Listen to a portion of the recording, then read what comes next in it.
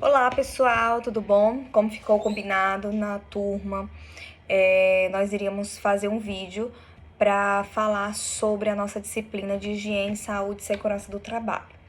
Então, essa disciplina, ela tem a finalidade, vai ser só um resumo que a gente vai trabalhar, todo o material já foi passado em sala de aula, toda a matéria também já foi explanada, mas como está se aproximando as provas, resolvi fazer esse vídeo especificamente para as turmas do PROEJA, tá?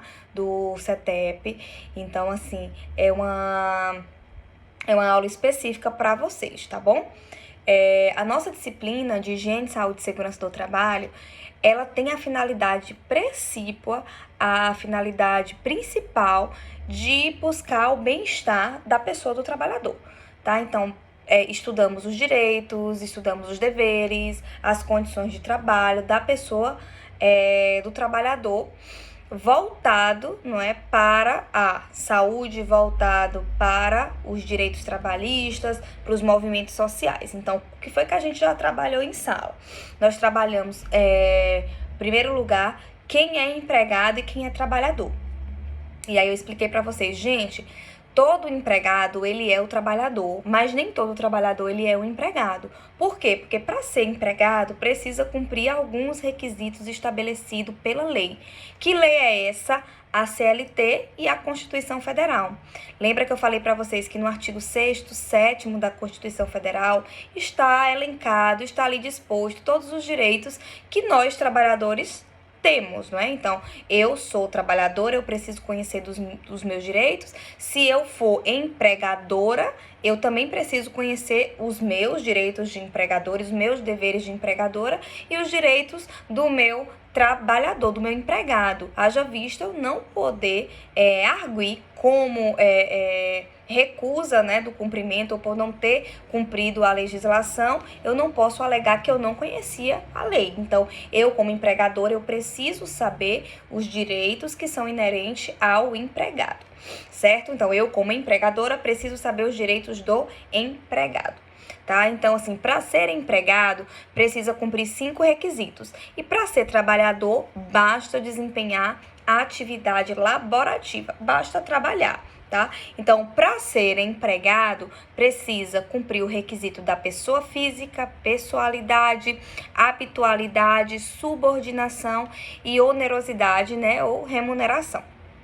Primeiro requisito, pessoa física. Pessoa jurídica não pode ser empregada, só pode ser empregada pessoa física. Então, se eu for uma pessoa jurídica, eu posso prestar um serviço, prestar um trabalho, prestar ali pontualmente uma atividade, mas empregado, seletista, né, pelo regime do CLT, eu não posso. Então, esse é o primeiro requisito.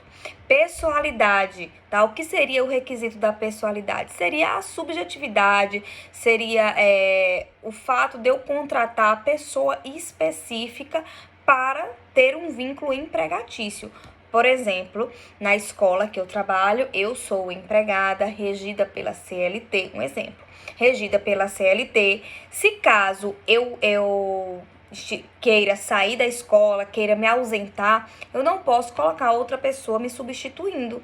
Haja vista essa pessoa que eu coloquei para trabalhar não ter um vínculo específico, um vínculo legal com a instituição que me contratou.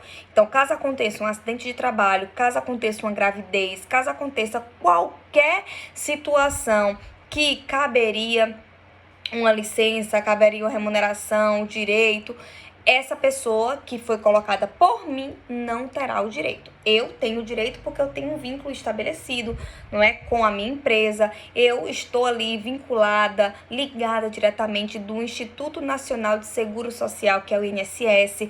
Então, qualquer eventualidade que vier acontecer comigo, eu estou assegurada. Mas com a pessoa que eu deleguei essa função, sem ter autonomia, sem poder fazer isso, essa pessoa ela não vai ter, certo? Então é imprescindível que saibamos essa diferença, tá? Então, e ainda tem o quesito da confiança, né? Então, quando eu sou contratada pelo Estado para desempenhar uma atividade na docência, eu apresentei requisitos objetivos que eram estipulados, mas a pessoa que eu colocar no meu lugar talvez não preencha. Então, existem esses dois fatores que não permitem essa substituição, não é, a critério do empregado.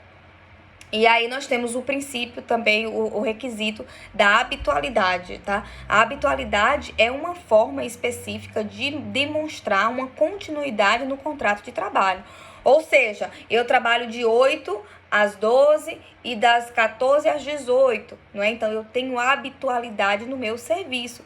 Professora, mas precisa cumprir essa jornada de trabalho ou pode ser qualquer horário estipulado pelo patrão, pelo empregador? No meu caso, por exemplo, eu trabalho 20 horas na escola, mas essas 20 horas, elas são divididas aonde? No turno da manhã, no turno da tarde, no turno da noite. Então, o meu horário, ele não é corrido, ele é ali pescado, ele é ali pingado pontual, tanto pela manhã, quanto à tarde, quanto à noite, para cumprir a minha jornada de trabalho, tá bom? Então, já falamos sobre esse requisito. O outro requisito é a subordinação. Quando nós estamos tratando de um empregado, nós temos a noção de que, se eu sou empregado, tem alguém que me delega ordens, tá? Subordinação é diferente, totalmente diferente de humilhação, tá? Então, na escola, eu sou subordinada à direção. Logo, eu recebo ordens. Os meus horários, eles são pré-estabelecidos pela direção. Os meus momentos de reunião são pré-estabelecidos pela direção. A minha aula de coordenação pela direção. Justamente para ter esse controle, essa coordenação ali. Eu não posso decidir se eu vou trabalhar só de manhã ou só à tarde. Não cabe a mim essa decisão, certo? Então, subordinação é você ter um chefe ali para delegar as atividades, as funções, né, que você precisa desempenhar. E fiscalizar também se você está chegando no horário, se você está cumprindo as regras da empresa, entre outros requisitos aí que a lei permite o empregador fazer e desenvolver. O último princípio é a remuneração. Se eu não recebo salário, se eu cumpro todos os requisitos, mas eu não recebo salário, eu não sou empregada. Por quê? Porque eu preciso da remuneração para cumprir todos esses 5 requisitos. Eu posso ser uma profissional voluntária, mas empregado eu não sou. Tá? Então, eu preciso cumprir o requisito da pessoa física, pessoalidade, habitualidade, subordinação, onerosidade ou remuneração. Pagamento de salário está previsto lá na Constituição Federal. A Constituição Federal fala que nenhum empregado ele pode perceber, não é, menos que um salário mínimo, tá? O salário mínimo local ou salário mínimo nacional. Por exemplo, São Paulo tem um salário mínimo diferente do salário mínimo nacional, mas nunca para menos, sempre para mais. Lembra que eu falei para vocês que as normas constitucionais, elas podem ser ampliadas, né? Podem ser modificadas para ampliar os direitos, mas nunca para reduzir, para restringir. Certinho? Então, já sabemos o que é ser empregado. Trabalhamos essa parte aí e vocês já estão experts. Na avaliação vai cobrar esses 5 requisitos aí de forma cumulativa, tá? Vocês precisam decorá-los e aprendê-los, tá? A palavra é feia, é forte decorar, mas infelizmente a ideia é que vocês aprendam o conteúdo, mas vai ter pontos que você realmente vai precisar memorizar, tá? E um dos pontos vai ser esse daí, tá? Então, quando a tia falar que precisa memorizar, vocês têm que juntar essas 5 peças, essas cinco peças desse quebra-cabeça para colocar lá na prova, na avaliação, tá? Mas, claro, entendendo todo o conteúdo. Finalizamos isso. Falamos do empregador, né? Quem pode ser um empregador? O empregador pode sim ser uma pessoa física ou uma pessoa jurídica, não é? Que vai, né, no caso, vai estar ali pronto para pagar o salário, desempenhar ali, mostrar o que o empregado pode desempenhar, as regras que a empresa precisa cumprir. Então, para ser empregado, basta ser uma pessoa física ou uma pessoa jurídica, não é reconhecida, fazer o pagamento dos seus empregados, né, pagar seus tributos, seus impostos, né, tudo direitinho dentro da legislação. Pulando esse assunto, nós já adentramos no conteúdo de insalubridade e periculosidade, tá? Conteúdo bem interessante que vocês gostaram. Então, eu falei para vocês que nós temos dois tipos de trabalho, né? O trabalho insalubre e o trabalho perigoso, tá? Essas duas modalidades de trabalho, ela exige um tipo de adicional. E esse adicional é um adicional com caráter indenizatório, tá? Então, de forma indenizatória, o Estado ou o patrão, sendo pessoa física ou jurídica privada, de direito privado, vai ter que efetuar o pagamento desses valores, tá? Então, por exemplo, atividade que lida diretamente com explosivos, não é? Que lida diretamente com altura, com eletricidade, não é? Com fogo, né, que eu já falei. E o STF também já entendeu que quem trabalha como motoboy, fazendo entrega, também é uma atividade perigosa, né? Quem trabalha com segurança também é uma atividade perigosa. Então, o rol das atividades perigosas é um rol taxativo.